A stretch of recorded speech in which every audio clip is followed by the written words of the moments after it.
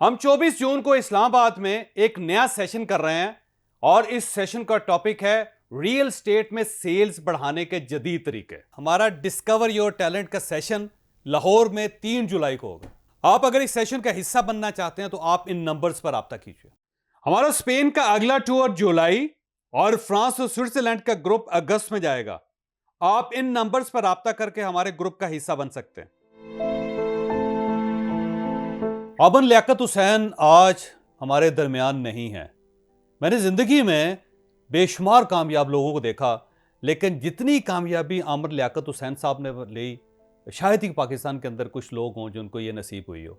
यानी आप ये देखें कि एक ऐसा शख्स जिसने टेलीविज़न पे ख़बरें पढ़ने से आगाज़ किया और वहाँ से फिर होता होता उसने एक नया प्रोग्राम शुरू किया, मजहबी प्रोग्राम शुरू किया आलम ऑनलाइन, और उसके अंदर कमाल कर दिया। फिर वहीं से वो नीलाम घर टाइप प्रोग्राम में आए और उसमें भी उन्होंने कमाल कर दिया। फिर पाकिस्तान के अंदर उन्होंने रमज़ान ट्रांसमिशन मुतारफ़ करवाई आमर लियाकत हुसैन ने, और वो बाकायदा एक इंडस्ट्री बन गई उसके बाद। और फिर इसके अलावा साथ साथ उन्होंने टॉक शोज़ भी शुरू किए, वो भी उन्होंने बड़ा कमाल किया। फिर वो सोलो शोज़ करते रहे, उसमें भी कमाल थे। फिर वो पॉलिटिक्स में आए और पॉलिटिक्स में भी उन्होंने बहुत झंडे गाड़े। फिर वो बिज़नेस के अंदर आए, फिर बिज़नेस में भी उन्होंने ठीक ठाक किस्म की शोहरत और दौलत कमाई। यानी जिस लिहाज से भी देखा जाए, आपको आमर लियाकत हुसैन एक कामयाब शख्स नज़र आएंगे।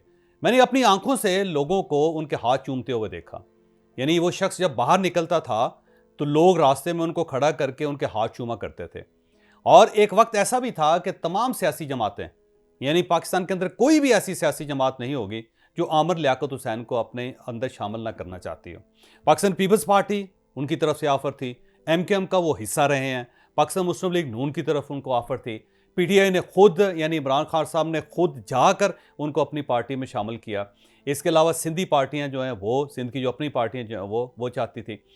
जमात इस्लामी चाहती थी कि आमर लियाकत हुसैन उन्हें ज्वाइन कर ले। इसके अलावा पाकिस्तान में शायद ही कोई मजहबी रहनुमा होगा जो आमर लियाकत हुसैन के साथ उठना बैठना पसंद ना करता हो। यानी एक वक्त था कि आमर लियाकत हुसैन साहब पूरे पाकिस्तान में हर लिहाज से पॉपुलर थे। ख़वातीन उनका शो सुनती थी और हर खातून ये कहती थी कि अगर पाकिस्तान के अंदर कोई दीनदार है तो ये वो शख्स है। यानी क्रिज़मा उस शख्स का कि लोग स्क्रीन से चिपक जाते थे जब उनकी आवाज़ सुनते थे, लोग उनकी हर बात पे यकीन कर लेते थे।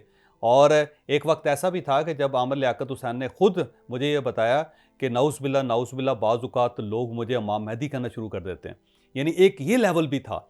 लेकिन उसके बाद फिर मैंने अपनी आंखों से उनका ज़वाल भी देखा कि वक्त के साथ साथ चैनल्स उनके हाथ से निकलते चले गए, वक्त के साथ साथ वो सियासी जमातों के अंदर अनपॉपुलर होते चले गए। फिर उनकी पहली इज़्ज़वाजी ज़िंदगी वो डिज़ास्टर का शिकार हुई। फिर उन्होंने एक खातून के साथ शादी की जो उनकी प्रोड्यूसर थी, फिर उनके साथ उनकी तलाक हो गई और आखिरी उन्होंने शादी एक नौजवान लड़की के साथ कर ली, और वो भी ज़ाहिर है ख़बरों के अंदर बहुत उछलता रहा मामला। और इसके बावजूद वो शादी चली, थोड़ा ही अरसा चली, लेकिन इमरान खान साहब के साथ भी उनकी बेगम की तस्वीरें, और हर जगह पे वो अपनी बेगम को साथ लेके जाते थे। पार्लियामेंट हाउस में लेके जाते थे, गवर्नर से मुलाकात होती थी वहाँ लेके जाते थे, टेलीविज़न शोज़ में लेके जाते थे, वो अपने वीलॉग्स किया करते थे अपनी बेगम के साथ। तो 3 4 5 महीने वो भी बड़ा एक यूफोरिया सा क्रिएट हुआ, लोगों ने बड़ा पसंद किया उनको और वो टॉप ट्रेंडिंग में रहे। उसके बाद फिर वो ये भी तलाक हो गई। तो एक अजीब शख्स था वो कि एक तरफ से पॉपुलैरिटी और दूसरी तरफ से डिज़ास्टर, खौफनाक डिज़ास्टर। मैं आमर लियाकत हुसैन की मौत को मौत नहीं समझता, मैं दिल से ये समझता हूँ कि आमर लियाकत हुसैन को कत्ल किया गया। अब सवाल ये है कि आमर लियाकत हुसैन का कातिल कौन है? तो मेरा ज़ाती ख्याल ये है कि आमर लियाकत हुसैन साहब के 4 कातिल हैं, एक कातिल नहीं है। आमर लियाकत हुसैन का पहला कातिल शोहरत है। ये याद रखें कि इंसान ज़िंदगी में 3 चीज़ों की डिज़ायर करता है। हम में से हर शख्स मशहूर होना चाहता है, हम में से हर शख्स दौलतमंद होना चाहता है, हम में से हर शख्स ताकतवर होना चाहता है। यानी 3 हमारी डिज़ायर्स होती हैं जिसकी बुनियाद पर हम काम करते हैं, शोहरत, दौलत और ताकत। लेकिन अब सवाल यह है कि ये तीनों चीज़ें क्या पूरी ज़िंदगी इंसान का साथ देती हैं? नहीं। इन तीनों चीज़ों की एक एक्सपायरी डेट होती है। दौलत की एक एक्सपायरी डेट है, ताकत की एक एक्सपायरी डेट है और शोहरत की भी एक एक्सपायरी डेट है। सिर्फ एक चीज़ ऐसी है जो कुदरत ने रखी है, जो अगर इन तीनों में डाल दी जाए तो इनकी मुद्दत में इजाफा हो जाता है, इनकी एक्सपायरी डेट में इजाफा हो जाता है, बढ़ जाती है। और वो चीज़ है इंकसार, आजिज़ी। अगर एक दौलतमंद आजिज़ी इख्तियार कर ले तो उसकी दौलत कुछ अरसा मज़ीद चल जाती है। एक मशहूर आदमी अगर आजिज़ी इख्तियार कर ले, वो इनकसार इख्तियार कर ले, तो उसकी शोहरत में इजाफा हो जाता है, मुद्दत बढ़ जाती है उसकी। और इसी तरह अगर एक पावरफुल आदमी, एक ताकतवर आदमी जिसके पास इक़्तिदार है, वो अगर आजिज़ी इख्तियार कर ले तो उसके इक़्तिदार को भी थोड़ा सा दवाम मिल जाता है, लेकिन ये पूरी ज़िंदगी के लिए साथ नहीं चलता। अल्टीमेटली सूरज ऐसे इसने ढलना ही होता है। अमर लियाकत हुसैन साहब मशहूर आदमी थे। जब शोहरत उनके हाथ से निकली तो उनकी पूरी कोशिश थी कि वो किसी न किसी तरीके से उसको ग्रैब कर लें, जो ज़ाहिर मुमकिन नहीं था। तो आखिर में वो एक अजीबोगरीब किस्म की लत का शिकार हो गए।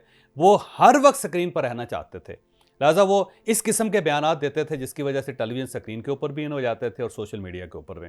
और अल्टीमेटली उस शोहरत की लालच में या उस शोहरत की तलाश में या उसको दवाम देने के तलाश में उन्होंने 18 साल की 17 साल की लड़की से शादी भी कर ली और उनके साथ अजीबोगरीब सी वीडियो बना के भी उन्होंने चलानी शुरू कर दी।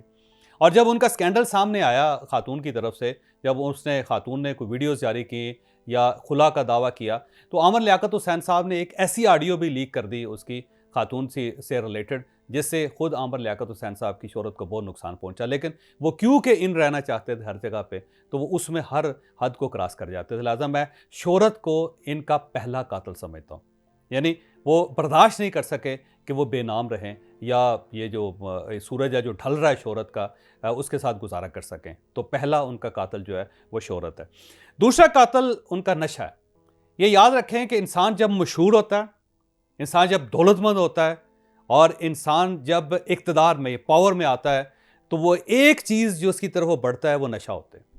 ये हो नहीं सकता कि आप दौलतमंद हों, आप पावरफुल हों या फिर आप मशहूर हों और आप किसी न किसी नशे की लत का शिकार ना हो। आप सिगरेट पिएंगे, शराब पिएंगे, जुए के शिकार हो जाएंगे, पैसा खर्च करने की लत में मुब्तला हो जाएंगे, लोगों की इंसल्ट करने इसकी लत का शिकार हो जाएंगे, तो इंसान नशे में ज़रूर गिरफ्तार होता है। ये एक अजीब है और सिर्फ अल्लाह की ज़ात है जो आपको इस नशे से बचाती है। तो अमर लियाकत हुसैन साहब क्योंकि मशहूर भी थे, दौलतमंद भी थे, पावरफुल सेक्टर में भी आ गए थे, तो वो नशे का शिकार हो गए और अल्टीमेटली वो नशा उनकी जान ले गया। तो ये दूसरा कातिल नशा है जिससे ज़ाहिर वो अपने आप को बचा नहीं सके। तीसरा कातिल उनकी फैमिली है।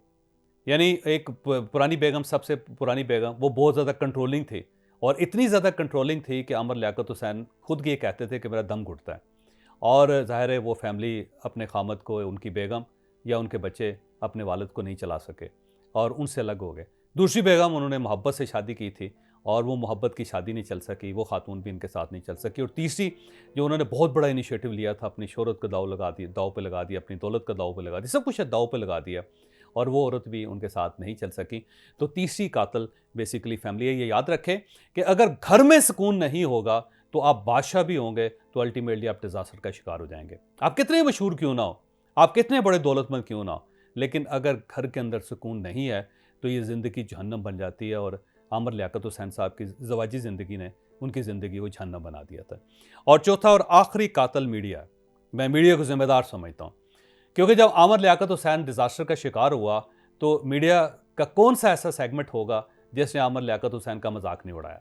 टेलीविज़न पे उनकी खबरें चलाई गई, उनका मजाक उड़ाया गया, अखबारात के अंदर उनकी खबरें आई, उनका मजाक उड़ाया गया। और सोशल मीडिया तो इस कदर गलाजत की हद तक चला गया कि उसने चस्के लेने शुरू किए, इस हद तक कि टॉप ट्रेंडिंग में अमर लियाकत हुसैन की इश्यूज़ आ गए। और वो एक ऐसी खौफनाक चीज़ थी जिसका अफेक्ट अमर लियाकत हुसैन के नफ्सियात पर हुआ, उनके दिल पर हुआ और अल्टीमेटली वो इस दुनिया से रुखसत हो गए। ये याद रखें कि मीडिया सिर्फ शोहरत देने वाली मशीन नहीं है, ये एक ऐसी बंदूक भी है जो इंसान का सीना छलनी कर देती है। लिहाजा रोज़ हम जो खबरें बनाते हैं, रोज़ जो हम खबरें चलाते हैं, अमर लियाकत हुसैन को देखकर अंदाज़ा लगाइए कि कितने लोगों के दिलों को छन्नी करती होंगी ये खबरें, कितने लोगों को उनके वालिदैन से महरूम करती होंगी ये खबरें, कितने शोहर होंगे जो अपनी बीवियों से महरूम होते हैं और कितनी बीवियाँ होंगी जो अपने शोहरों से महरूम होती हैं। ये जो खबर होती है, जो ट्रेंडिंग होती है, याद रखें ये सिर्फ ट्रेंडिंग या खबर नहीं है, ये एक जानलेवा खेल भी है। और अमर लियाकत हुसैन मीडिया का बंदा होने के बावजूद इस जानलेवा हथियार का शिकार हुआ। लिहाजा मैं मीडिया को भी इसका कातिल समझता हूँ। हमें इससे लर्न क्या करना चाहिए, क्योंकि हमारा चैनल जो है सेल्फ हेल्प का चैनल है, हमें इससे क्या लर्न करना चाहिए। हमें 4 चीज़ें लर्न करनी चाहिए अमर लियाकत हुसैन साहब से। पहली बात यह है कि अगर अल्लाह ताला ने आपको शोहरत दे दी, आपको दौलत दे दी, आपको अगर उसने पावरफुल बना दिया, तो आजिज़ी इख्तियार करें। अल्लाह ताला की ज़ात के सामने झुक कर रहें, अपने आप को बहुत ज़्यादा समझदार ना समझें। ये अल्लाह ताला की देन होती है, जब वो देता है तो देता है, जब वो ले लेता है तो ले लेता है। लिहाजा आजिज़ी इख्तियार करें, नहीं तो आप दौलत के हाथों, शोहरत के हाथों या ताकत के हाथों मारे जाएंगे, जिस तरह आमिर लियाकत हुसैन मर गया। दूसरा, नशा याद रखें कि हमारी ज़िंदगी में हमारे जिस्म के अंदर कुछ केमिकल्स हैं, वो हमारी ज़िंदगी को चलाते हैं। जब हम कोई एडिशनल चीज़ लेते हैं तो उन केमिकल्स को, लाइफ के जो केमिकल्स हैं, उसको वो एडिशनल चीज़ मार देती है और अल्टीमेटली आप अंदर से और बाहर से दोनों जगहों से मर जाते हैं। लिहाजा नशे से परहेज़ करें। कोई भी नशा हो, इवन कॉफ़ी का हो, चाय का हो, सिगरेट का हो, पान का हो, ये इंतहाई मुज़र होता है, ये आपकी जान ले जाएगा। लिहाजा नशे से बचना ज़रूरी है। तीसरा, फैमिली सुप्रीम होती है, फैमिली सबसे ज़्यादा सुप्रीम होती है।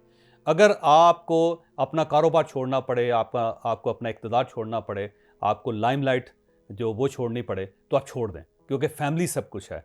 फैमिली अटमोस्ट अल्टीमेट प्लेयर है, और अगर आप उस प्लेयर से महरूम हो जाएंगे तो ज़िंदगी का कोई फ़ायदा नहीं। और चौथी और आखिरी चीज़ ये है कि मीडिया वालों, आप लोगों को भी कुछ ना कुछ एहसास करना चाहिए। लोगों की ज़ाती ज़िंदगी में नहीं घुसना चाहिए, क्योंकि जब आप ज़ाती ज़िंदगी में घुसते हैं तो आपके अपने साथी भी दुनिया से गुजर जाते हैं, निकल जाते हैं। तो चारों चीज़ें सीखने वाली है। आमिर लियाकत हुसैन चला गया, लेकिन हमको बहुत कुछ सिखा गया।